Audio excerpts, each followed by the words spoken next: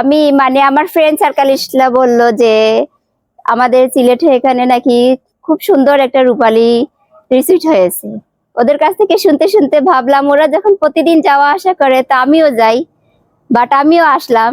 আমার কাছে বড় সুন্দর লাগতেছে। মানে সামনে দুইটা জাহাজ আছে, ছোট ছোট ফুলের গাছ আছে, চতুর্দিকে ধানের ক্ষেত আছে, একটু একটু ফাঁকা ফাঁকা জায়গায় জায়গায় কি কাদামাটি আছে। একটা ধরো এয়ারপোর্ট সালিফুর, লিটন লন্ডনে অনেকে কয় রূপালী রিসোর্ট। তো পরিচিত হিসাবে রূপালী রিসোর্ট ওনার যিনি ঠাইটা হল লন্ডন।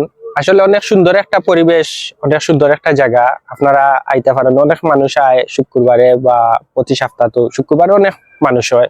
টিকটক নাটক সিলেটের লাগি বর্তমানে একটা ভাইরাল জায়গা। এই এরিয়ার ভিতরে অন্য জায়গা সুন্দর দেখার মতন জায়গা এবং পাহাড়ি এলাকা, ডান দিকে বাম দিকে ক্ষেতের চাষও আছে, দেখতে অনেক সুন্দর।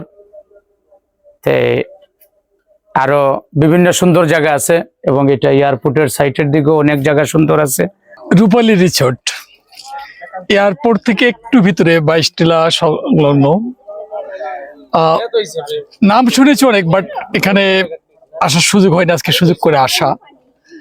শহরের উপকণ্ঠে এত সুন্দর একটা জায়গা যেটা কল্পনাও করা যায় না। এখানে এসে আবহমান বাংলার প্রকৃতির যে সৌন্দর্য, বিশেষ করে কৃষি, গ্রামের কৃষি, কৃষক এবং কৃষি খামারের যে সৌন্দর্য এই রিসোর্ট থেকে উপভোগ করা যায়, এটা কল্পনাও করা যায় না। খুব ভালো লেগেছে আমার। আর এত সুন্দর একটা জায়গা, কোনো খরচ নেই। বিশেষ করে শহরের বন্দি জীবন, কর্মময় ব্যস্ততার মধ্য দিয়ে পারিবারিকভাবে স্ত্রী সন্তানকে নিয়ে একটু অবসর সময় কাটানোর সুন্দর একটা স্থান, সুন্দর বসার জায়গা আমার ভালো লেগেছে।